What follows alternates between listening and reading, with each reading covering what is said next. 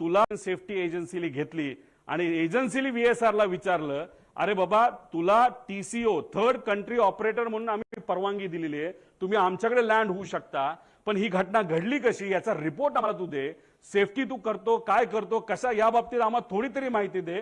दुर्दैवाने आतापर्यंत ती माहिती ही या मोठ्या एजन्सीला या VSR कंपनीला दिलेली नाही. तिथं सुद्धा हे दाबण्यात आलं आणि कुठंतरी काहीतरी गोष्ट लपवण्यात आली आणि त्यांनी सांगितलं लेवल 1 ची त्रुटी असल्याच्या कारणाने EASA कडून VSR चा परवाना रद्द झाला. लेवल 1 म्हणजे काय? सगळ्यात बेसिक सेफ्टी ज्याच्यामुळे ऍक्सिडेंट होऊ शकतो, विमान पडू शकतं, माणूस जाऊ शकतो, याला लेवल 1 ची सेफ्टी त्याच्यामध्ये म्हणतात आणि ते तिथं झालं. आता there is major non compliance, त्याने हे direct serious risk to flight safety immediate corrective action required, त्याशिवाय आम्ही उडून देणार नाही असं युरोपियन एजन्सीने सांगितलं. आणि त्यांनी काय केलं?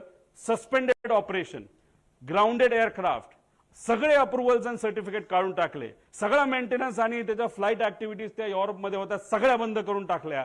आता हे जर युरोपची कंपनी करू शकते, हे महाराष्ट्रात घडलं, देशात घडलं, तरी VSR अजूनपर्यंत का विमानं उडवते असा प्रश्न आमच्या सगळ्यांचा आहे.